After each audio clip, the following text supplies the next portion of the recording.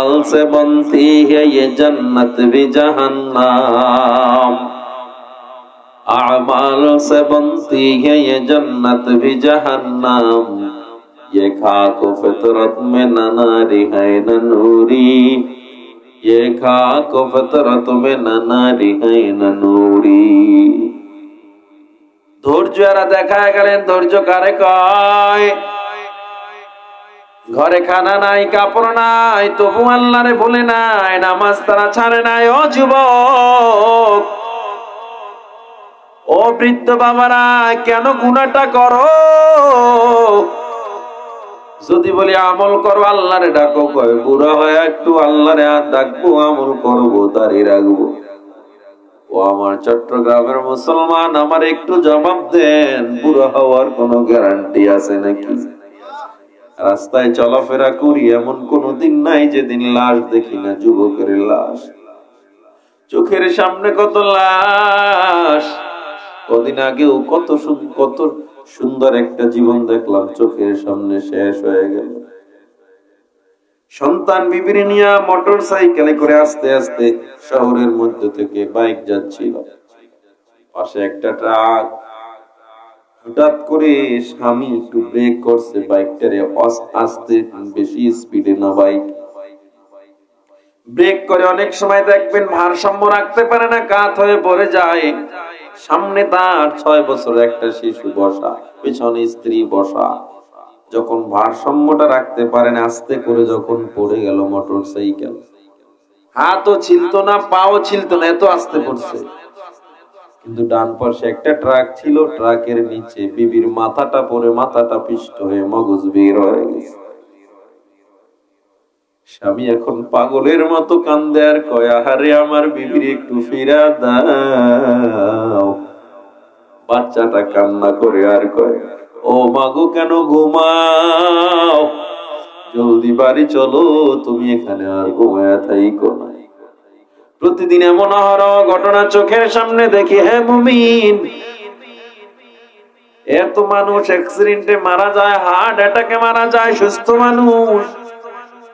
কার কোন সময় মরণ হবে জানি না, কার কোন সময় যেন আজরাইল হাজির হয়ে যায় জানি না। এই জন্য সময় থাকতে নিজের জীবনটারে গুছায় নাও, নামাজ আর ছাড়িও না। ঈমানের পাশাপাশি আমলগুলো ঠিক করো, হকের উপরে থাকো, ধৈর্যের উপরে থাকো। এই 4টা গুণের উপরে যদি আমরা থাকতে পারি, ইনশাআল্লাহ আমরাও জান্নাতের মেহমান হয়ে যাব। অনেক RAB, army, police, OCD, CSP, IG, commissioner, doctor, ডাক্তার, ব্যারিস্টার, প্রফেসর, ইঞ্জিনিয়ার, উকিল, লেখক, সাহিত্যিক, কলামিস্ট, এদের মধ্যে দাড়িওয়ালা নামাজি আছে না নাই? তুমি আমি কেন পারবো না? তারা যদি পারে, তুমি আমি কেন পারবো না? কেন সন্তানকে কোরআন পড়ান না? কেন নিজে কোরআন পড়েন না? কেন দিনের ইসলামের আলো কেন আপনার ঘরে নাই? কেন কোরআনের আলো আপনার ঘরে নাই? কেন আপনি কোরআনের পরিপূর্ণ মহত্ব বুঝতে চান না? কে কে রাজি আছেন ওয়াদা করবেন এই গলায় ছুরি আসুক তবুও 4টা গুণের উপরে আমরা আমল করে মরতে চাই? কে কে রাজি আছেন? হাতটা দেখায় দেন। নারায়ে তাকবীর। আল্লাহ আমাদের হাতগুলো কবুল করেন, বলেন আমিন। আমাদের এই মজলিসটা যদিও ছোট, তবে একজনও যদি হেদায়েতের নিয়ত, যদি একটু আমলের নিয়ত করে, তওবা করে, এই মজলিসের দাম অনেক, ঠিক না? ছোট বড়র ব্যাপারে আল্লাহ কিছু বলেন। আল্লাহ বলছেন নাযালাত আলাইহিমুস সাকিনা, যেখানেই কোরআন সুন্নাহর আলোচনা হবে আল্লাহ সেখানে নূর নাজিল করবেন। তাহলে এই মজলিসের দাম আছে না নাই? এটা দোয়া কবুলের জায়গা। দোয়া কবুল হওয়ার একটা মোক্ষম সুযোগ। বিপদে পড়ছেন, আল্লাহর কাছে চাইবেন। আমরা তো রিজিকের মালিক নেতারে বানায় রাখছি, আমরা রিজিকের মালিক পীর সাহেবরে বানায় রাখছি। পীর আমারে খাওয়ায়, নেতা আমারে খাওয়ায়, নেতায় তখন পালাইয়া গেছে। তাইলে নেতারে আপনি যে এত ভালোবাসলেন, দৌড়াইলেন নেতার পিছনে, এই নেতাও কি আপনাকে জিজ্ঞাসা করবে না? এজন্য নবীকে আল্লাহ বলে, হে নবী আপনি বলেন, কুল ইন্না সালাতি ওয়া নুসুকি ওয়া মাহইয়ায়া ওয়া মামাতি লিল্লাহি রাব্বিল আলামিন। হে নবী, আপনি জানায়া দেন, নামাজ, রোজা, তেলাওয়াত, বেঁচে থাকা, মরে যাওয়া, কুরবানি সব হবে একজনের জন্য। তিনি কে? নাকি কোনো মানুষের জন্য? এই জন্য সূরা আসর আল্লাহ তাআলা কিছু গুণ উল্লেখ করছেন। আজকে আমরা এই গুণগুলো নিয়ে আলোচনা করে ইনশাআল্লাহ বাড়িতে আমল নিয়ত করে এরপরে বাড়ি যাব ইনশাআল্লাহ। আল্লাহ তাআলা বলেন ওয়াল আসর, সময়ের শপথ, কালের শপথ। ইন্নাল ইনসানা লাফি খুসর, সময়ের শপথ, কালের শপথ, নিশ্চয়ই সব মানুষ ধ্বংস, সব মানুষ ক্ষতিগ্রস্ত, সব মানুষ জাহান্নামী। আল্লাহ তাআলা সবাইকে জাহান্নামী বলছেন। ইল্লাল্লাযীনা আমানু ওয়া আমিলুস সালিহাত,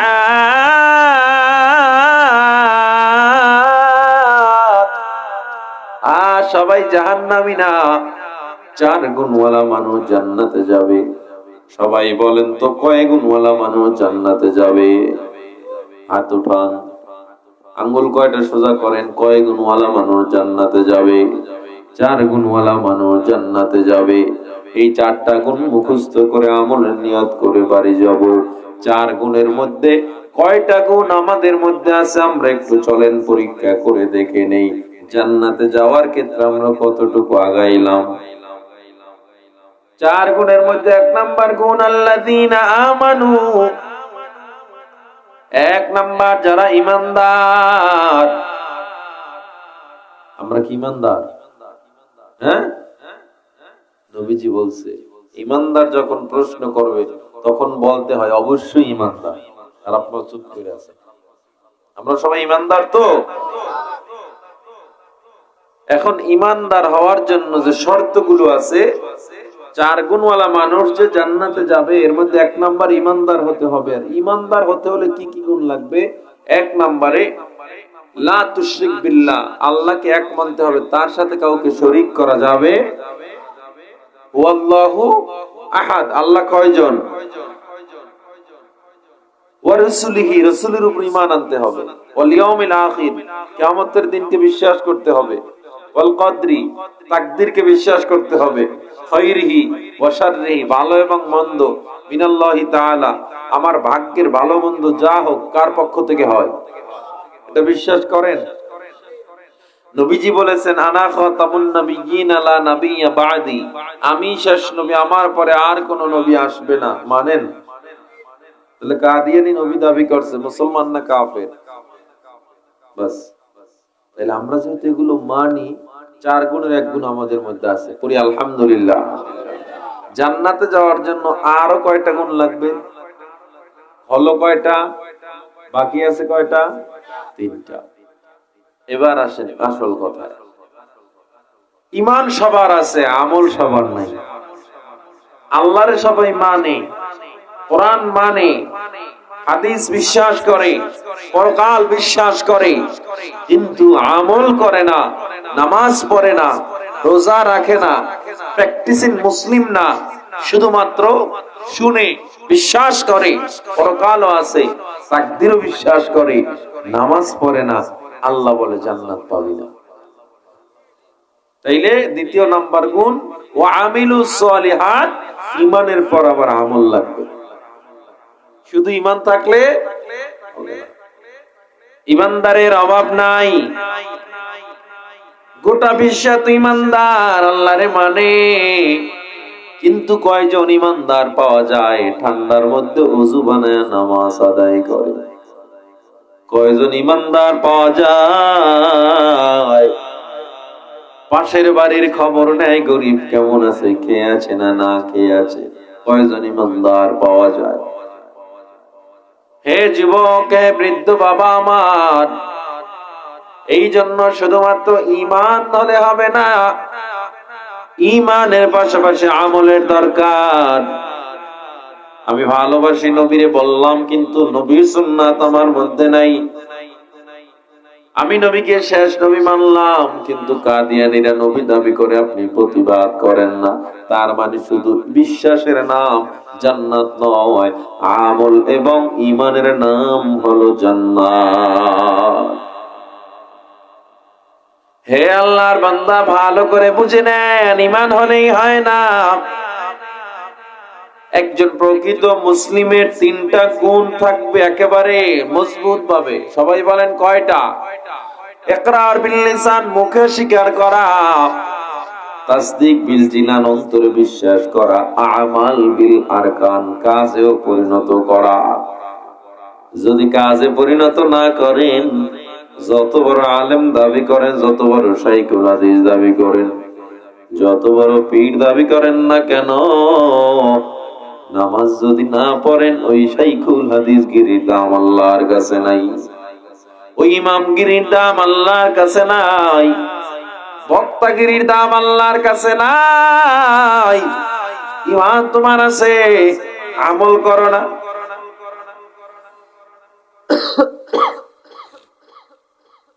আমি বড় মুফতি, আমি বড় আল্লামা, আমি বড় খতিব, আমি বড় শাইখুল হাদিস, কিন্তু নামাজ পড়লাম না। আর একজন রিকশাওয়ালা আলেম না, মূর্খ, কিচ্ছু জানে না, সে নামাজ পড়ে গুনাহ করে না। আমার মতো হাজার কোটি আলেমের চেয়ে রিকশাওয়ালার দাম আল্লাহর কাছে বেশি। কারণ ইলম আপনার আছে, আমল নাই, কোনো দাম। এই জন্য আল্লাহ বলেন, ঈমানের পাশাপাশি আমল লাগবে। আমলের মধ্যে সর্বোত্তম আমলের নাম কি? কথা বলেন। সবচেয়ে দামি ইবাদতের নাম কি? নামাজ। জোরে বলেন।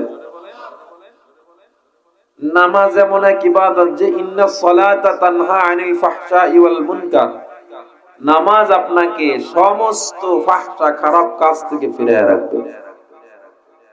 নামাজ, রোজা, হজ, যাকাত, পর্দা, সুদ না খাওয়া, ঘুষ না খাওয়া, এগুলো আমল।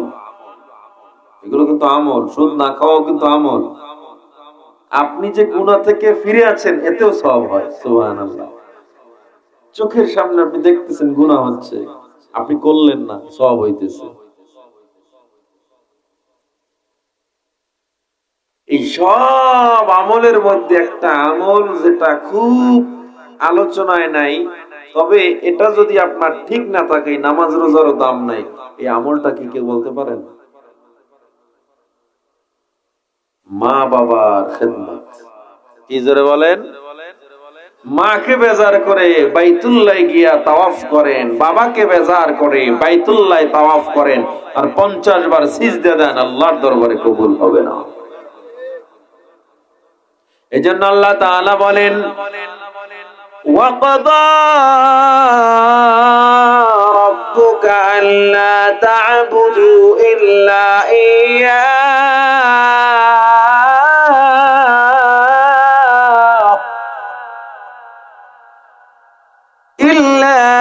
ইয়্যাহু ওয়া বিল ওয়ালিদাইনি ইহসানা।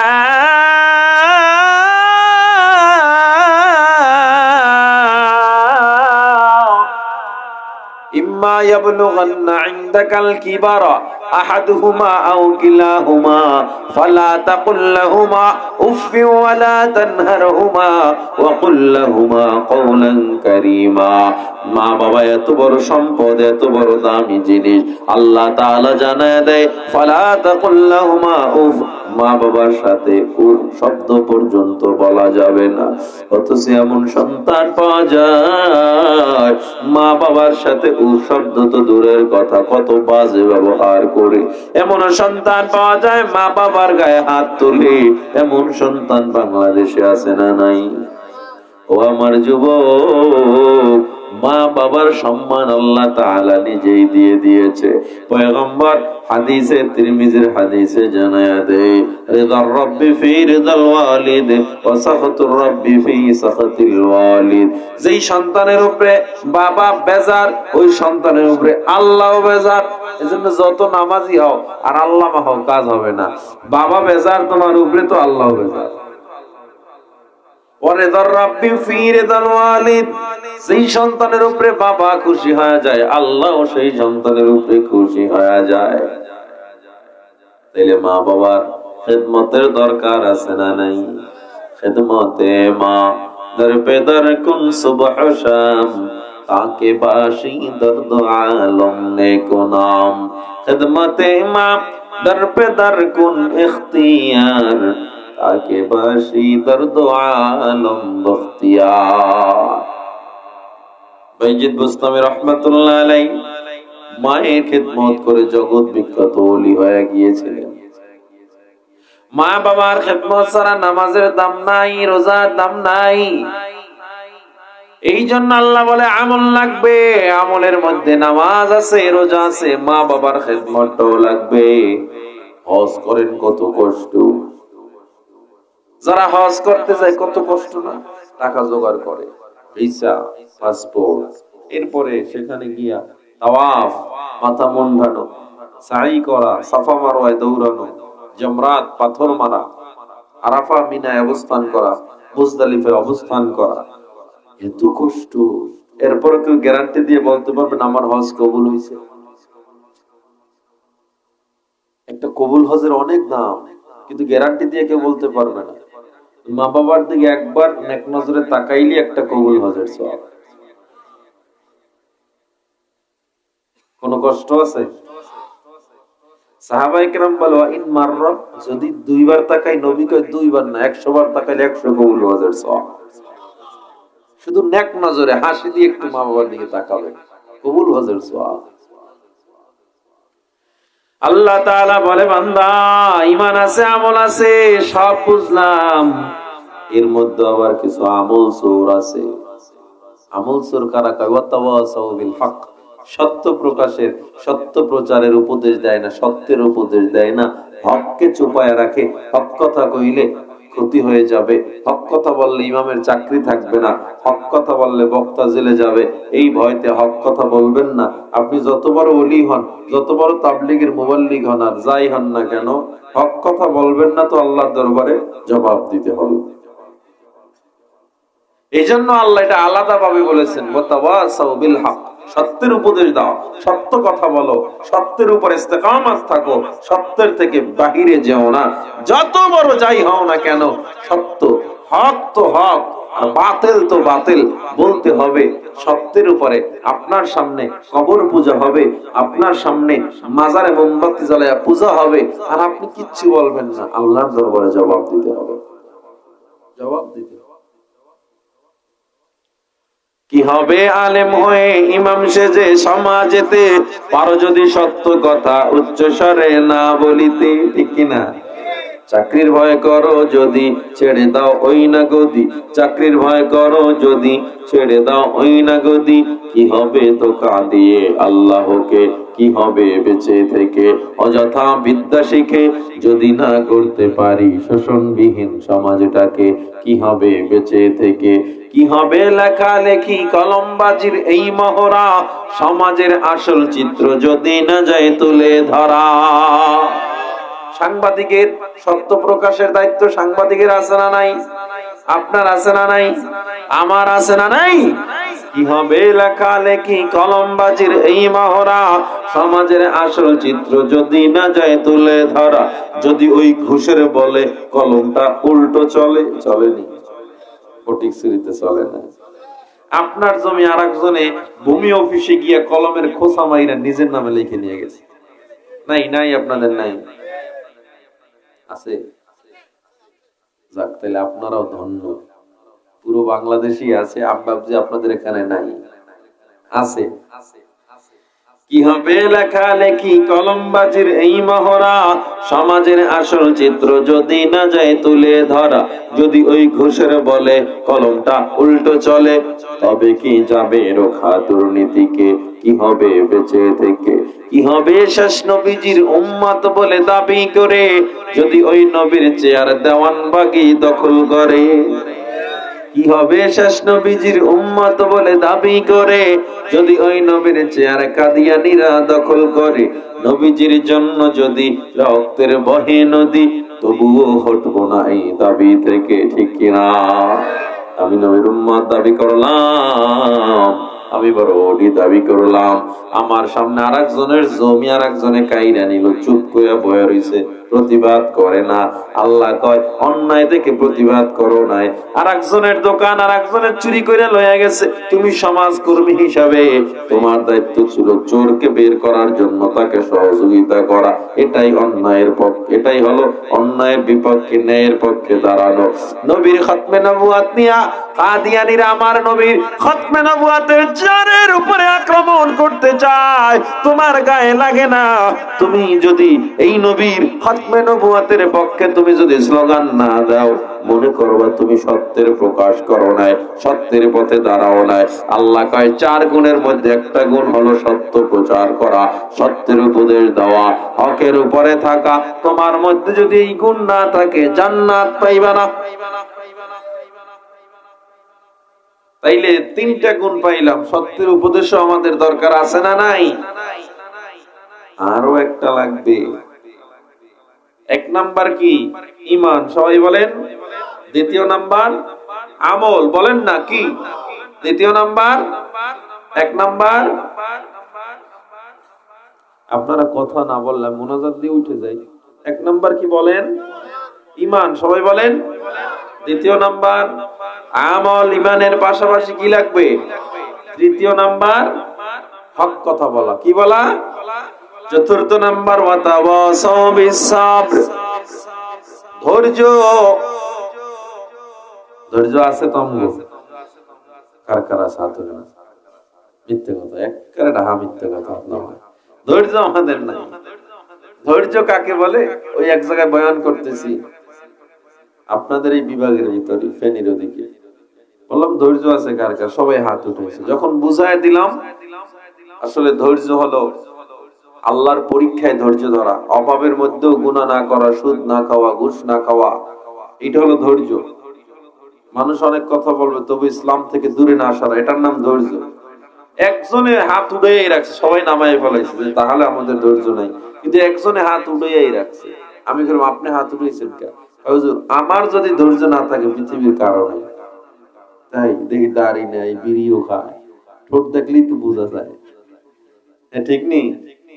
গোলাপের পাপড়ির মতো কত সুন্দর ঠোঁট দুইটা দেখতে, যারা সিগারেট পান করে, ঠিক না? নামাজও পড়ে না, দেখে বোঝা যাচ্ছে।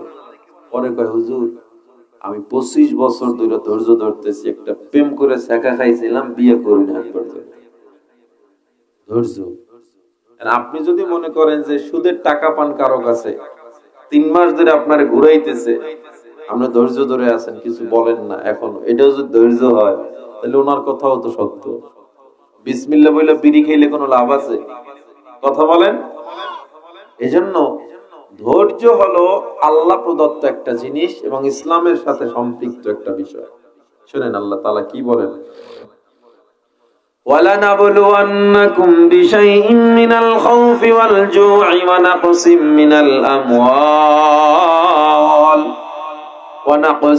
مِّنَ الْأَمْوَالِ وَالْأَنفُسِ وَالثَّمَرَاتِ وَبَشِّرِ الصَّابِرِينَ। ধৈর্য কারে কয়? আল্লাহ কয় তোরে আমি আল্লাহ পরীক্ষায় ফলাবো, ভয়ের মধ্যে দেখবো ধৈর্য কতটুকু ধরছো।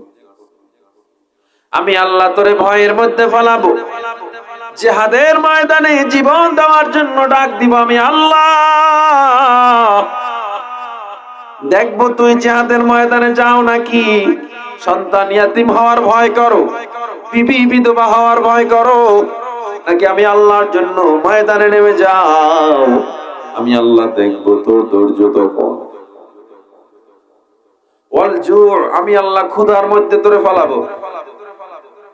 ঘরে চাল থাকবে না, ডাল থাকবে না, আমি আল্লাহ দেখবে। আর পরেও তুই সুদের খাতায় নাম লেখাইছো কিনা, নাকি ধৈর্য ধরে আমি আল্লাহর উপরে ভরসা করে আছো।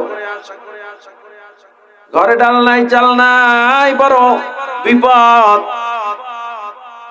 দৌড় দিয়ে যাইয়া গ্রামীণ ব্যাংকে নাম লেখাইয়া সুদে টাকা নামায়, কিস্তিতে টাকা নামায়, ব্র্যাক ব্যাংক থেকে সুদে কিস্তিতে টাকা নামায়, এমন লোক ফটিকছড়িতে নাই? আছে।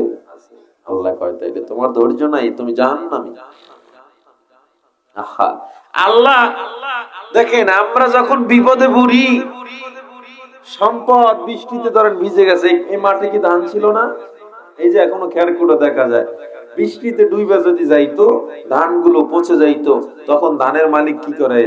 আল্লাহ, আমার কপালটা এমন পোড়া পড়লা, আর কি কারো ধান তুমি দেখো না, আমার দ্বারই এমন করা লাগবে, হয় না? আল্লাহ কে আর কারো ক্ষেত দেখেন, আর কারো সবজি বাগান দেখেন, আমারটাই দেখছে। আমার দোকানে কেন আগুন লাগছে, আল্লাহ কে আর কারো দোকান দেখে না, এমন কথা কয় না? আল্লাহকে আমি যারা বেশি ভালোবাসি তাকেই বেশি বিপদ দিই।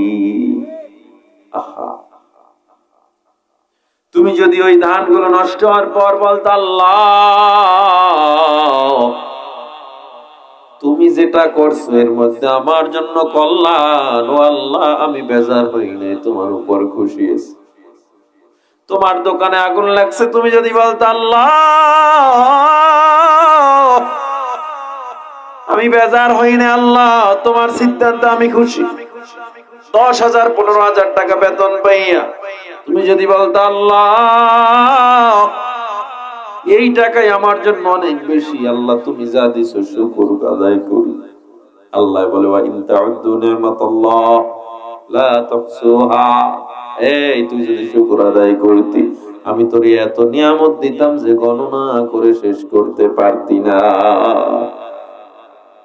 কিন্তু শুকর আদায় করে না।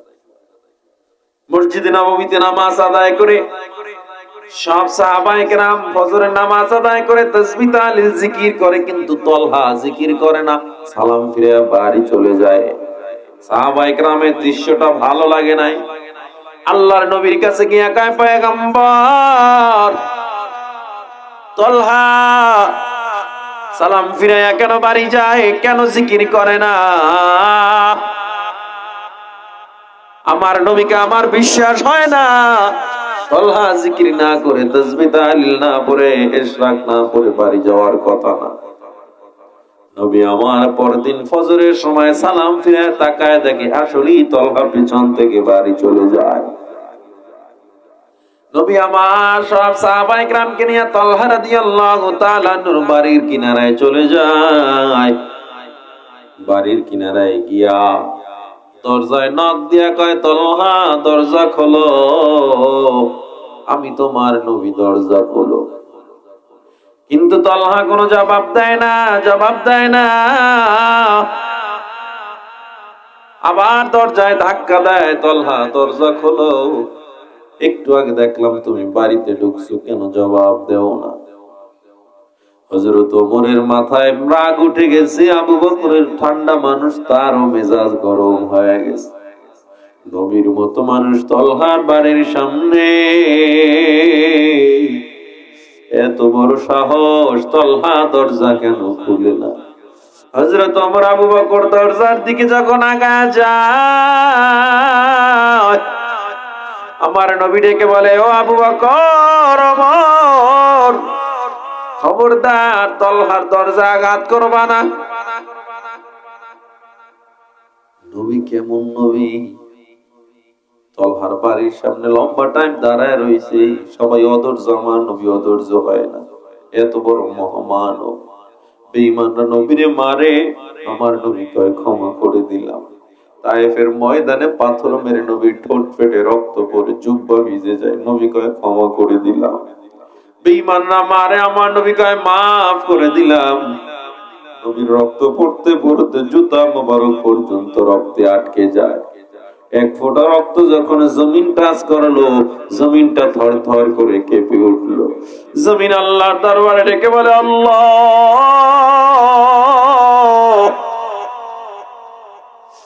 সব রক্ত সহ্য হয়, সব ওজন সহ্য হয়, তোমার নবীর রক্তের ওজন সহ্য হয় না। ও আল্লাহ, আর এক ফোঁটা রক্ত যদি আমার গায়ে লাগে, আমি উল্টে তায়েফবাসীরে মেরে ফেলবো। জিবরিল আমিন এসে গায়ে, পয়গম্বর একবার যদি হুকুম দেন, তায়েফের পাহাড় দিয়ে চাপা দিয়ে সবাইরে মেরে ফেলবো। নবী দোয়া করে আল্লাহুম্মা হাদি কওমি লিআন্নাহুম লা ইয়ালামুন, আল্লাহ আমার কওমকে মাফ করেন, ওরা না বুঝে আমারে মারছে, ওদের হেদায়েত দিয়ে দেয়। এটা নবীর আদর্শ। তলহা দরজা খুলে না, নবী আমার ধৈর্য নিয়ে দাঁড়ানো। অনেকক্ষণ পর তলহা আসছে, কেমনে বলে আইয়াবকুন, কান্না করতে করতে বেরোছে। কি পরিমাণ কান্না, হাত্তা ইয়াবুল্লা লিহিয়াতাহু, হাদিসে বলা হয় তলহার দাড়িগুলো ভিজে টপ টপ করে পানি পড়তেছিল। আমার নবী ডাক দিয়ে বলে, তলহা দরজা কেন খুলো নাই, কেন কান্না করো? তলহা বলে, নবী আমার, আপনার মতো রহমাতুল লিল আলামিন আমার বাড়ির সামনে, আর আমি এত বড় কপাল পোড়া, দরজাটা আমি খুলতে পারি না। আমার নবী বলে, তলহা দরজা কেন খুলো নাই? ও তলহা, ফজরে নামাজ আদায় করে কেন জলদি বাড়িতে চলে আসো? তলহা কথা বলে না। নবী তলহারে টান দিয়ে বুকে জড়ায়, এরপরে বলে, তলহা আমায় জবাব দাও। তলহা বলে, পয়গম্বর, আপনার তলহা এত গরীব, দিন চলে যায় চুলায় আগুন জ্বলে না, না খেয়ে দিন কাটাই। আমার ঘরে কাপড় মাত্র দুইটা, আমার বিবি নামাজের জন্য পরিপূর্ণ সতর ঢাকার জন্য আরো একটা কাপড় লাগে, কিনতে আমি পারি না। আমি নামাজ পড়া আইসা আমার কাপড় দিলে আমার বিবি ওই কাপড় জড়ায় নামাজ পড়ে। ও নবী আমার, আমি যখন বাড়িতে আসছি, ঘরের মধ্যে একটা গর্ত বানায় ওইটার মধ্যে আমি বসেছিলাম, আর আমার কাপড় আমি আমার বিবির দিছি, আমার বিবি ওই কাপড় জড়াইয়া নামাজ আদায় করছে। আমি যদি দেরি করে আসি মসজিদে নববী থেকে, ও পয়গম্বর, সূর্য উঠে যাবে, আমার বিবি নামাজ পড়তে পারবে না। নবীজি কি বলে জানেন? হাত উঠে নবীজি বলে, ওই আল্লাহর কসম, যে আল্লাহর হাতে আমার জান আমার প্রাণ, আমি তলহাকে ছাড়া জান্নাতে যেতে পারি না। এই তলহা কেমন তলহা? উহুদের যুদ্ধে যখন বেঈমানরা নবীকে রক্তাক্ত করলো, নবীর হেলমেট ভেঙে লোহার কড়া কপালে ঢুকে পড়ছে, নবী রক্তাক্ত হয়ে পড়ে গেছে। সাহাবায়ে কেরাম দৌড়ে আসছে, ওমর, আলী, আবু বকর, ওসমান সবাই দৌড়ে আইসা নবীজির এমন অবস্থা দেখে সবাই পাগলের মতো হয়ে গেছে। নবীজির লোহার কড়াটা হযরত ওমর দাঁত দিয়ে টান দিয়েছে, ওমরের দুইটা দাঁত ভেঙে পড়ে গেছে। নবীজি বলে, ওমর কষ্ট কি হয় না? হযরত ওমর বলে, নবী লজ্জা দিয়েন না, আমি ওমরের তরবারির সামনে কোন বেঈমান আপনারা আঘাত করবেন। আজকে আমি ওমর এত বড় ব্যর্থ, আপনি আমার এই কথা বলবেন না আমার দুইটা দাঁত চলে গেছে, আপনার এক ফোঁটা রক্ত পড়বে ওমরের জানের বিনিময়, এটাই তো আমি মানব না। আপনার এক ফোঁটা রক্ত যেন জমিনে না পড়ে, এরকম 100 ওমর যদি জীবন দিতে হয়, জীবন দিতে রাজি আছে। নবীজি কিছুক্ষণ পর বলে, ওমর, আলী, আবু বকর, ময়দানে আমার সাহাবায়ে কেরাম মার খায়, জলদি যাও, ময়দানে নেমে যাও, যুদ্ধ করো। নবীর একা ফেলে কেউ যেতে চায় না, কিন্তু আমার নবী বলে, আল্লাহর কসম, আমার ওয়ার্ডার, তোমরা চলে যাও। বাধ্য হয়ে সব সাহাবায়ে কেরাম চলে গেল। নবীকে একা পেয়ে বেঈমানরা এবার তীর মারা শুরু করছে। তলহা রাদিয়াল্লাহু তাআলা আনহু লাফ দিয়ে গিয়ে নবীর সামনে দাঁড়াইছে। যেদিক থেকে তীর আসে সেদিকেই তলহা তার বুকটারে ঘুরাইয়া দেয়। আল্লাহু আকবার, জোরে বলেন আল্লাহু আকবার। যেদিক থেকে তীর আসে সেদিকেই তার বুকটারে ঘুরাইয়া দেয়। একটা আর দুইটা না, সেদিন তলহার গায়ে 70টা তীর বর্ষার আঘাত লেগেছে, দাঁড়াতে পারে না। নবীজি তাকায় দেখে তলহা রক্তাক্ত। আমার নবী কয়, তলহা কষ্ট কি হয় না? একটা তীরের আঘাত মানুষ সহ্য করতে পারে না, এত তীরের আঘাত নিয়ে দাঁড়ায় রইছো। তলহা কথা শুনে নবীর টান দিয়ে কাঁধে উঠে ফেলছে। কাঁধে উঠায়া এই 70 তীর বর্ষার আঘাত সহ নবীকে পাহাড়ের উপরে নিয়ে গেছে। নবীজি কান্না করে আর বলে, তলহা এখানে কেন? কয়, নবী আপনার যেন কেউ আঘাত করতে না পারে, কারণ আমি তো একটু করে মারা যাব। আমার যে পরিমাণে রক্তক্ষরণ হচ্ছে, যে পরিমাণে তীর আমার শরীরে ঢুকছিল, আমি আর বাঁচবো না, তবে আপনার যেন কিছু না হয়। কথা বলতে বলতে নবীর কোলে তলহা শহীদ হয়ে যায়। আমার নবী মদিনার জিন্দেগিতে বিভিন্ন সময় হাউমাউ করে কান্না করে উঠতেন। একদিন আবু লুবাবা জিজ্ঞেস করে, নবী আপনি হঠাৎ করে হাউমাউ করে কেন কেঁদে ওঠেন? নবী বলে আমার উহুদের যুদ্ধের সেই দিনের কথা মনে পড়ে যায়, যেদিন তলহা আমাকে 70 তীর বর্ষার আঘাত থেকে হেফাজত করেছিল। সেই তলহার কথা আমার মনে পড়লে আমি আর চোখের পানি ধরে রাখতে পারি না। সেদিন আমি দেখেছিলাম জিন্দা লাশ কেমনে কাটে। আমি সেদিন দেখেছিলাম উহুদের ময়দানে এক মহিলা দৌড়াইতেছে। নবীজি কয়, দেখতেছে এক মহিলা পাগলের মতো দৌড়াইতেছে। আয়েশা কয়, নবী, সব সাহাবী যারা শহীদ হয়েছে এদেরকে তো বিনা গোসলে কবর দিবেন, তবে একজনকে দিবেন না। আমার নবী বলে, মা তুমি কি? মহিলাটা হাতটা বের করে কয়, নবী দেখেন আমার হাতের মেহেদি এখনো শুকায় নাই। নবী, গত রাত্রে আপনি হানজালার সাথে আমার বিবাহ পড়ায় দিয়েছিলেন। আমাকে বাসর করে হানজালা ফলায় চলে আসছে, আপনার মহব্বতে সে শহীদ হয়ে গেছে। এদিকে নবী কালো একজন সাহাবী সাদ রাদিয়াল্লাহু তাআলা আনহু নতুন বিয়ে পড়ায়া বিবির কাছে পাঠায় দিছিল। যাওয়ার পথে মদিনার বাজারে সাদ যখন বাজার করতেছে নতুন বউয়ের জন্য, হঠাৎ মদিনার বাজারে আওয়াজ, মুসলমানের নবী নাকি শাহাদাত বরণ করছে, নবীর নাকি দাঁত ভেঙে উহুদে শহীদ হয়ে গেছে। সাদ রাদিয়াল্লাহু তাআলা আনহু ওই বাজারগুলো ফালায়া ওই টাকা দিয়ে একটা তরবারি আর একটা ঘোড়া কিনছে। নতুন বউয়ের কাছে যাবে না। কেমন বউ জানেন? পুরো ঘটনা পড়লে বুঝতে পারবেন। এমন বউ, যেই সাদ এত বয়স, কালো, ফ্যামিলি ছিল না, কেউ বিয়ে দেয় না, নবী নিজে মদিনার প্রভাবশালী নেতা ইবনুল ওয়াহ্হাবের মেয়ের সাথে বিয়া বন্দোবস্ত করে দিয়েছিলেন। সেই বিবি সুন্দরী, সর্বশ্রেষ্ঠ সুন্দরী বিবির কাছে সাদ যায় না। উহুদের ময়দানে গিয়া, যুদ্ধের ময়দানে যখন যুদ্ধ করতে নেমেছিল, চেহারায় কালো কাপড় বাঁধা ছিল, কারণ নবীজি দেখলে আবার যদি পাঠায়া দেয়, এই জন্য চোখ দুইটা বের করে যুদ্ধ করতেছিল। তার তরবারির পাওয়ার এমন, মনে হয় যেন তরবারিতে আগুন লেগে গেছে, এত পরিমাণে শক্তি দিয়ে যুদ্ধ করতেছে। সাহাবায়ে কেরাম বলে, কে এমন সাহাবা, কে এমন পাহলোয়ান যার তরবারির এত পাওয়ার, পূর্বে তো আমরা কোনোদিন দেখি না। যুদ্ধ করতেছে, যুদ্ধ করতেছে, একটা পর্যায়ে নবী তাকায়া দেখেন এমন এক সাহাবা, কালো কাপড় বাঁধা। আলীকে বলে, আলী, সাহাবীটা কে? নবী, আমরা চিনতে পারি না, এমন বীর পাহলোয়ান তো পূর্বে দেখি নাই। হঠাৎ করে এক বেঈমান একটা তীর মারছে, সাদের কলিজার মধ্যে ঢুকে পড়ছে। সাদ ঘোড়ার থেকে জমিনে পড়ে ছটফট ছটফট করতে করতে চেহারার কালো কাপড়টা ছড়ে যায়। আমার নবী ডাক দিয়ে, এটা তো আমার সাদ। আমার নবী কথা বলতে পারে না, দাঁড়াতে পারে না, সাদকে নবী কোলে নেওয়ার জন্য দৌড় দিছে। দৌড়ে যায় সাদকে কোলে তুলে নবী আমার মাথা মোছা আর কান্না করে, সাদ রে, তোরে আমি কত বছর পর তুই বিয়ের অপেক্ষা করলি, আজকে একটা এত সুন্দর বিয়ে পড়াই দিলাম, এখানে আসছো, এত বড় বিপদ কেন ডেকে আনলি? সাদ বলে, নবী, কিসের বিপদ? আজকে যদি না আসতাম আপনার এই দামি কোলে কি আমি চড়তে পারতাম? আজকে যদি আমি না আসতাম আমাকে কে মাথায় হাত বুলাইতো? নবীজি হঠাৎ করে কান্না করতে করতে মুস্কি হাসলেন। সাহাবী বলে, নবী, আপনি হাসলেন কেন? বলে, আমি দেখতেছি হানুতুম মিন হানুতিল জান্নাহ, কাফনুম মিন কাফানিল জান্নাহ। আমি দেখতেছি সাহাদের রূহটা যখন বের হচ্ছিল, জান্নাত থেকে ফেরেশতারা জান্নাতি কাফনের কাপড় নিয়ে আসছে, জান্নাতি খুশবু নিয়ে আইসা সাহাদের রূহটারে পেঁচাইছে সেটার ভিতরে। এবং সাহাবা এবং ফেরেশতারা নিজেদের মধ্যে যুদ্ধের মতো অবস্থা। একজনে টান দেয়, সাহাদের দামি রূহটা আমার কাছে দাও, এই দামি রূহটা আমার কাছে দাও, আমি জান্নাতে পৌঁছে দিব। মাঝখান থেকে একজনে টান মেরে সাহাদের রূহটা জান্নাতুল আদনে পৌঁছে দিয়েছে।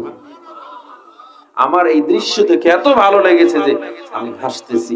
পরে নবীজি চেহারা ঘুরাইয়া নিলেন। সাহাবী বলে, ও নবী, আপনি চেহারা কেন ঘুরাইয়া নিলেন? চেহারা কেন ঘুরাইয়া নিলেন? নবী বলে, সাদ যেই দুনিয়ার প্রেমের মানুষের মুহাব্বত ফালাইয়া, এত সুন্দর বিবি ফালাইয়া আল্লাহর জন্য জীবন দিয়ে দিছে, আল্লাহ ওরে এত সুন্দরী দান করেছে, এই সুন্দরী গুলো তাকে পাওয়ার জন্য এত জোরে দৌড় দিছে, ওই টাকনুর কাপড় হাঁটু পর্যন্ত উঠে গেছে, এই জন্য আমি চেহারা ঘুরে এনেছি। এমন জীবন করো হে গঠন, মরণে হাসিবে তুমি, কাঁদিবে ভুবন। আ'মাল সে বনতি है ये जन्नत भी जहन्नम, आमाल से बनती है ये जन्नत भी जहन्नम, ये खाक फितरत में न नारी है न नूरी, ये खाक फतरत में न नारी है न नूरी। ধৈর্য এরা দেখায় গেলেন, ধৈর্য কারে কয়? ঘরে খানা নাই, কাপড় নাই, তবু আল্লাহরে ভুলে নাই, নামাজ তারা ছাড়ে নাই। ও যুবক, ও বৃদ্ধ বাবারা, কেন গুনাহটা করো?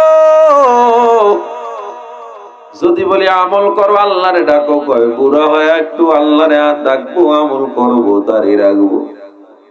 ও আমার চট্টগ্রামের মুসলমান, আমার একটু জবাব দেন, বুড়া হওয়ার কোনো গ্যারান্টি আছে নাকি? রাস্তায় চলাফেরা করি, এমন কোনো দিন নাই যেদিন লাশ দেখি না, যুবকের লাশ। চোখের সামনে কত লাশ। কদিন আগেও কত সুন্দর একটা জীবন দেখলাম, চোখের সামনে শেষ হয়ে গেল। সন্তান বিবি নিয়ে মোটর সাইকেলে করে আস্তে আস্তে শহরের মধ্যে থেকে বাইক যাচ্ছিল, পাশে একটা ট্রাক। হঠাৎ করে স্বামী একটু ব্রেক করছে, বাইকটারে আস্তে, বেশি স্পিডে না বাইক ব্রেক করে। অনেক সময় দেখবেন ভারসাম্য রাখতে পারে না, কাত হয়ে পড়ে যায়। সামনে তার 6 বছরের একটা শিশু বসা, পিছনে স্ত্রী বসা। যখন ভারসাম্যটা রাখতে পারে না, আস্তে করে যখন পড়ে গেল মোটর সাইকেল, হাতও ছিলত না, পাও ছিলত না, এত আস্তে পড়ছে। কিন্তু ডান পাশে একটা ট্রাক ছিল, ট্রাকের নিচে বিবির মাথাটা পড়ে, মাথাটা পিষ্ট হয়ে মগজ বের হয়ে গেছে। স্বামী এখন পাগলের মতো কান্দে আর কয়, আহারে আমার বিবির একটু ফিরা দাও। বাচ্চাটা কান্না করে আর কয়, ও মাগো কেন ঘুমাও, জলদি বাড়ি চলো, তুমি এখানে আর ঘুমায়া থাইকো না। প্রতিদিন এমন অহরহ ঘটনা চোখের সামনে দেখি। হে মুমিন, এত মানুষ অ্যাক্সিডেন্টে মারা যায়, হার্ট অ্যাটাকে মারা যায়, সুস্থ মানুষ। কার কোন সময় মরণ হবে জানি না, কার কোন সময় যেন আজরাইল হাজির হয়ে যায় জানি না। এই জন্য সময় থাকতে নিজের জীবনটারে গুছায় নাও, নামাজ আর ছাড়িও না। ইমানের পাশাপাশি আমলগুলো ঠিক করো, হকের উপরে থাকো, ধৈর্যের উপরে থাকো। এই 4টা গুণের উপরে যদি আমরা থাকতে পারি, ইনশাআল্লাহ আমরাও জান্নাতের মেহমান হয়ে যাব। অনেক RAB, army, police, OCD, CSP IG, commissioner, doctor, ডাক্তার, ব্যারিস্টার, প্রফেসর, ইঞ্জিনিয়ার, উকিল, লেখক, সাহিত্যিক, কলামিস্ট, এদের মধ্যে দাড়িওয়ালা নামাজি আছে না নাই? তুমি আমি কেন পারবো না? তারা যদি পারে, তুমি আমি কেন পারবো না? কেন সন্তানকে কোরআন পড়ান না? কেন নিজে কোরআন পড়েন না? কেন দিনের ইসলামের আলো কেন আপনার ঘরে নাই? কেন কোরআনের আলো আপনার ঘরে নাই? কেন আপনি কোরআনের পরিপূর্ণ মহত্ব বুঝতে চান না? কে কে রাজি আছেন ওয়াদা করবেন এই গলায় ছুরি আসুক তবুও 4টা গুণের উপরে আমরা আমল করে মরতে চাই? কে কে রাজি আছেন? হাতটা দেখায় দেন। নারায়ে তাকবীর। আল্লাহ আমাদের হাতগুলো কবুল করেন, বলেন আমিন। আরো জোরে বলেন আমিন। গুনাহ করা যাবে? আল্লাহ সবাইরে কবুল করেন, আল্লাহ আমাকেও কবুল করেন। ঈমান, আমল, হক কথা বলা, ধৈর্য ধরা, এই 4টা গুণ যদি শক্ত করে রাখতে পারেন, জীবন ধন্য, আখিরাতও ধন্য। সন্তানকে কোরআন পড়াবেন। এই কোরআন নিয়ে আলোচনা করার টপিক আজকে আমার না, তবুও বলে যাই, এই কোরআন হলো মহাগ্রন্থ, সর্বশ্রেষ্ঠ গ্রন্থ। কসমোলজি বিদ্যা, অ্যাস্ট্রোলজি, বায়োলজি, জিওলজি, ফিজিক্সের জ্ঞান, পদার্থ বিজ্ঞান, মহাকাশ বিজ্ঞান সব আল্লাহ কোরআনে দিয়ে রাখছে। রাজনীতি কেমনে করবে, সমাজ কেমনে চালাবে, সব কোরআনে আছে। এজন্য যারা কোরআন পড়ে, শিক্ষার্থী যারা, এরা যে কিছু বুঝে না এটা মনে করা বোকামি। কারণ গোটা পৃথিবীর সব ইলমের মূল কারখানা হলো কোরআন, ঠিক না? এই Proxima Centauri, Alpha Centauri, Andromeda গ্রহ, গ্যালাক্সি, ব্ল্যাক হোল, প্রত্যেকটা বিষয় কোরআনে আল্লাহ ১,৫০০ বছর আগে দিয়ে রাখছেন। বিজ্ঞান এসে ১০০-১৫০ বছর আগে আবিষ্কার করছে, সব আল্লাহ কোরআনে আগে দিয়ে রাখছে। সুতরাং কোরআনকে আপন বানায় নেন। ঋগ্বেদ, গীতা, বাইবেল, রামায়ণ সবগুলোর মধ্যে ভুল, একমাত্র একটা গ্রন্থ কোনো ভুল নাই, কোরআন। 1400 বছর, 1450 বছর হয়ে গেছে, আজও পর্যন্ত কেউ কোরআনের ভুল বের করতে পারে না। আমার নবীজির জীবনের ভুল কেউ বের করতে পারে না। আমার নবীজি এজ এ টিচার, একজন শিক্ষক হিসাবে 100 out of 100, 100-তে 100। As a father, বাবা হিসাবে 100-তে 100। এজ এ কমান্ডার, একজন সেনাপতি হিসাবে 100-তে 100। এজ এ স্টেট লিডার, সে একজন রাষ্ট্রনেতা হিসাবে 100-তে 100। এজ এ হাজবেন্ড, একজন স্বামী হিসাবে 100 আউট অফ 100, 100-তে 100। মোট কথা, হি ওয়াজ এক্সট্রাঅর্ডিনারি, হিজ বিহেভিয়ার ওয়াজ এক্সট্রাঅর্ডিনারি। তার ব্যবহারের মতো ব্যবহারও নাই, তার ফেজের মতো ফেজও নাই।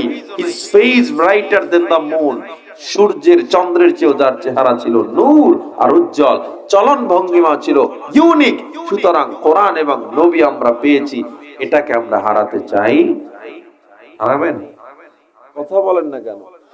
আমরা হারাতে চাই?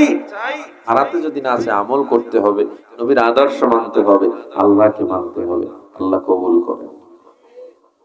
আল্লাহ আমাদের সবাইকে প্রত্যেকটা কথার উপরে আমল করার তৌফিক দান করেন। জোরে পড়ি আমিন। আল্লাহ মাহফিলকেও কবুল করে নেন।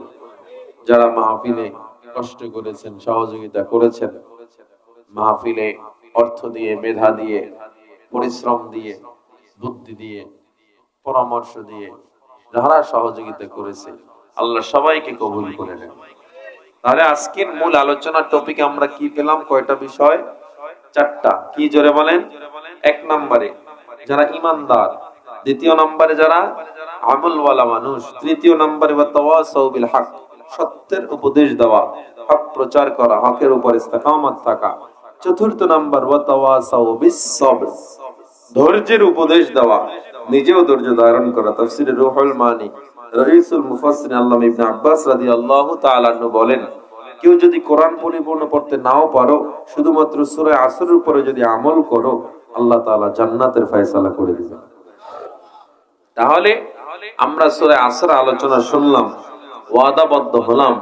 কেমন ওয়াদাবদ্ধ? মাহফিল প্যান্ডেল থেকে বের হয়েই সব শেষ নাকি? না মরণ পর্যন্ত থাকতে হবে? এবার শেষে 2টা আবেদন করলাম। নিজের সন্তানকে কোরআন পড়াবেন, নিজেও পড়বেন। কারণ সমাজে একটা রিওমাত, কোরআন পড়ে লাভ নাই, চাকরি পাওয়া যায় না, কিছু বোঝা যায় না, এরা কি পড়ে। আর প্রকৃতপক্ষে দেখা যায় কোরআন ওয়ালাদের আল্লাহ বেকার রাখেন নাই, বরং যারা গ্রাজুয়েশন কমপ্লিট করলো, এরকম 60 লক্ষ যুবক বাংলাদেশে বেকার ঘুরতেছে। 60 লক্ষ। আইএলও একটা জরিপ সংস্থা শ্রীলঙ্কান, তারা জরিপ করেছে বাংলাদেশে 7.5 কোটি টাকার মাদক খায় যুবকরা শুধু বেকারত্বের কারণে। 7.5 কোটি টাকার মাদক প্রতি বছর।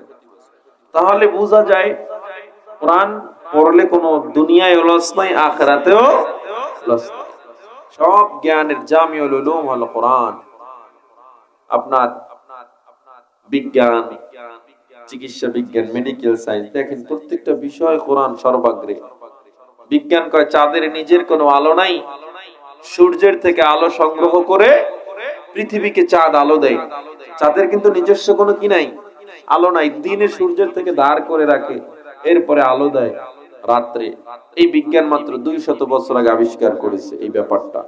আল্লাহ তাআলা সূরা আম্বিয়া, সূরা ফুরকানের 61 নম্বর আয়াতে এটা আরো 1500 বছর আগে বলে রাখছে।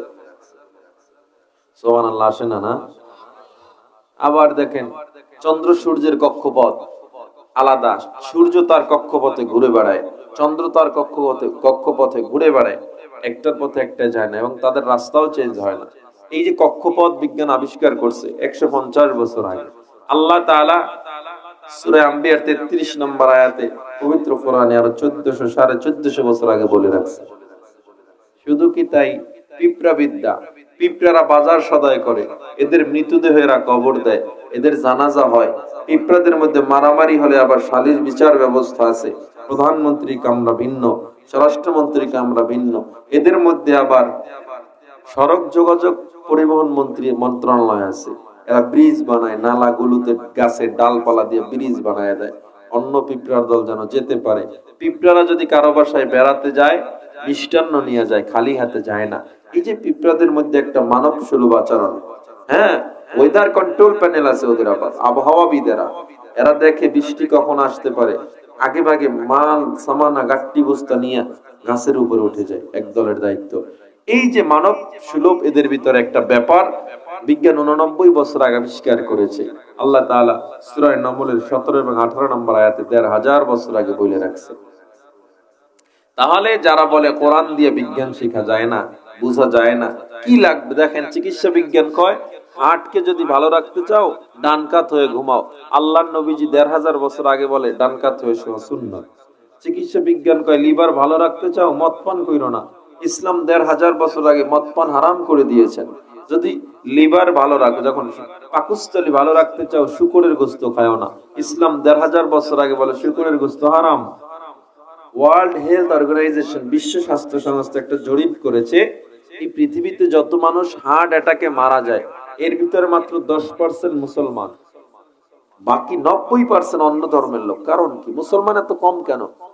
দেখেন মেডিকেল সায়েন্সের চিকিৎসা বিজ্ঞানে একটা থিওরি আছে, কোন মানুষ যদি দৈনিক 4-5 বার ব্যায়াম করে এর রক্তে প্রচলিত সঞ্চালন অনেক বেশি হয়, কোলেস্টেরলের মাত্রা কমে যায়, এবং ওর যে হার্ট থেকে 7.5 লিটার রক্ত যে সাপ্লাই হয়, অক্সিজেন নিউট্রিশনের যে মাত্রা 4-5 বার ব্যায়াম করলে অনেক বেশি ভালোভাবে এটা সাপ্লাই হয়।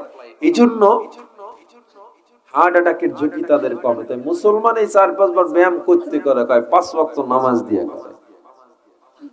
তারা জরিপ করে বের করছে এদের নামাজের কারণে এটা হয়ে যায়। তাহলে ইসলাম কিন্তু বিজ্ঞান থেকে কখনোই আলাদা না, বরঞ্চ আমাদের বিজ্ঞান আমাদের একটা তাফসীর করার অন্যতম সহযোগী। আমরা যখন তাফসীর পড়ি আমাদেরকে অন্যতম সহযোগী হিসেবে বিজ্ঞান সাপোর্ট দিচ্ছে, বুঝতে আরো সুবিধা হচ্ছে, আমাদের তাফসীর তারা করতেছে। এজন্যই সব বিধর্মীরা কোরআনকে সবার উপরে রাখতেছে, কারণ ওরা আবিষ্কার করে দেখতেছে কোরআন এটি আগেই আবিষ্কার করে রেখে দিচ্ছে। ওরা ভালো করে জানে ব্ল্যাক হোলের কথা, নেপচুন, জুপিটার, শনি, রবি, সোম, মঙ্গল, বুধ, বৃহস্পতি, শুক্র, এই গ্রহের ব্যাপারে আল্লাহ সব আগে বলে রাখছে। ব্ল্যাক হোল আছে একটা কালো গর্ত আল্লাহ আসমানে বানায় রাখছে মহাকাশে, ওটার মধ্যে তারকা গ্যালাক্সি সব পতিত হয়, 1000 কোটি তারকা। এই যে গর্তটার ব্যাপারে বিজ্ঞান মাত্র 200 বছর আগে আবিষ্কার করছে। আল্লাহ তাআলা আর 1500 বছর আগে সূরা ওয়াকিয়ায় বলছে না, ফালা উকসিমু বিমাওয়াকিন নুজুম, ওই জায়গার শপথ মাওয়াকিউন নুজুম, যেখানে গিয়ে তারকা পতিত হয়। এটা এই ব্ল্যাক হোলের ব্যাপারটা আল্লাহর 1500 বছর আগে বলে রাখছেন। তাহলে কোরআনে বলে যারা কোরআন শিখে কোনো লাভ নাই, কিছু বুঝবে না, তাদেরকে আমরা বলি তুমি আসলে কিছু বুঝো না বিধায় কোরআনের বিরোধিতা করো। যদি তুমি বুঝতা নিজের সন্তানকেও কোরআন পড়াতা, নিজেও পড়তা। অনেকে আবার বলে হুজুররা রাজনীতি বুঝে না। হুজুররা যা রাজনীতি না বুঝে তুমি আর কিছু বুঝো না। হুজুরদের হাতে দেশ থাকলে দেশের টাকা বিদেশে পাচার হইতো না। হুজুরদের হাতে দেশ থাকলে গরিবের টাকা মাইরা হুজুর পকেটে ঢুকাইতো না। আলহামদুলিল্লাহ 5 ওয়াক্ত নামাজ যে পড়ে, আল্লাহ নবীর সুন্নাত দাড়ি যারা আছে, যে আল্লাহকে ভয় করে, সে কখনো মানুষের হক মেরে খাবে না, ঠিক না? হুজুররা দেশ চালাইবে না, কে চালাইবে? হযরত ওমর তোমার আমার মতো এই 56,000 বর্গ মাইল বাংলাদেশ চালায় নাই, অর্ধ পৃথিবী শাসন করে গেছেন। সুতরাং দেশ যদি আমরা না চালাই, চালাইবো কেটা? তো তোমগো চেয়ার ধরে তো আমরা টানাটানি করি না, তোমরা ভালো করে চালাও, কিন্তু চালাইতে যাইয়ে তখন পলাইয়া যাও, তাই লাভ কি দেশ চালাই? আবার আরেক দল আসবে ক্ষমতায়, আবার পালানোর মতো কাম করবেন। এজন্য বুঝে শুনে যা করার কইরেন। পূর্ববর্তীদের থেকে শিক্ষা নেওয়া পরবর্তীদের জন্য অনেক জরুরি, অনেক জরুরি। প্রত্যেকটা বিষয় শিক্ষা নিতে হবে। আল্লাহ সবাইকে সহিহ বুঝ দান করেন। আল্লাহ প্রত্যেকটা কথা আমল করার তৌফিক দান করেন। আল্লাহ আজকের এই মহতি জলসা কবুল করেন। যতটুকু আলোচনা করলাম আমল করার তৌফিক দান করেন। আল্লাহ আগে আমাকে আমল করার তৌফিক দিন, এরপরে আপনাদের সবাইকে আল্লাহ আমল করার তৌফিক দান করেন। আমিন সুম্মা আমিন। আল্লাহ তাআলা আমাদের কবুল করেন। দোয়া করবে মুরব্বি আছে না? হুজুর দোয়া করে দেন। ও আচ্ছা, প্রবাসীরাও দোয়া চেয়েছে, তো হুজুর দোয়া করে দিই।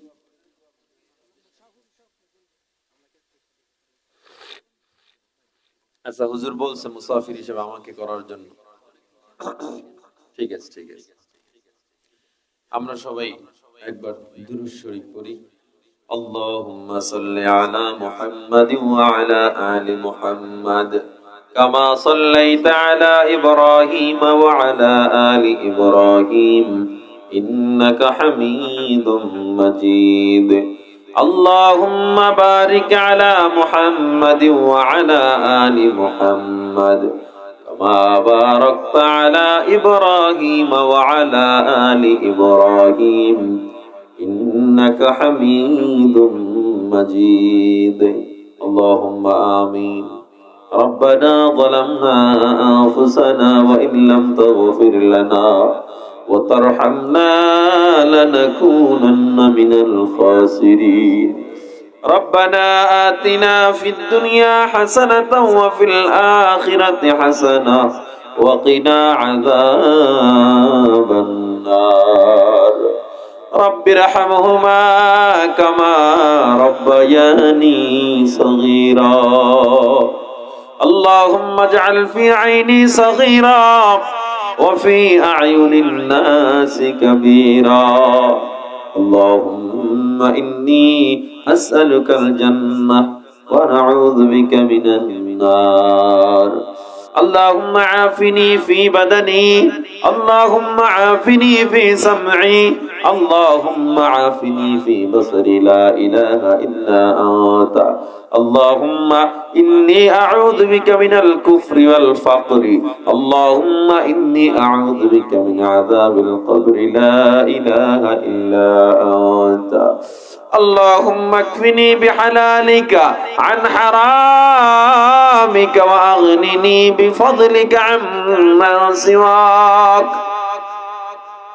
يا حي يا قيوم لا إله إلا أنت برحمتك أستغيث اللهم إنا نعوذ بك من البرص والجنون والجذام ومن سيء الأسقام দয়ার আল্লাহ গুনার বোঝা মাথায় নিয়ে হাত উঠাইছি রব্বুল আলামিন তাকায় দেখেন আপনার গোলাম অসহায়ের মতো আপনার দরবারে হাত উঠাইছে আল্লাহ কাউকে খালি ফিরায়েন আল্লাহ আল্লাহ জীবনের সব গুনাহ ক্ষমা করে দেন আল্লাহ বুঝে না বুঝে গুনাহ করেছে আপনি মাফ করে দেন আল্লাহ রব্বুল আলামিন পাঁচ ওয়াক্ত নামাজ বা জামাত আদায় করার তৌফিক দেন আল্লাহ কোরআন ওয়ালা জিন্দেগি দেন তোমার রঙে রঙিন হওয়ার সুযোগ দিয়ে দাও আল্লাহ প্রত্যেকটা ঘর থেকে কোরআনের আওয়াজ বের করে দাও আল্লাহ রব্বুল আলামিন যতটুকু আলোচনা হইল আল্লাহ প্রত্যেকটা কথা সবাইরে আমল করার তৌফিক দিয়ে দেন আল্লাহ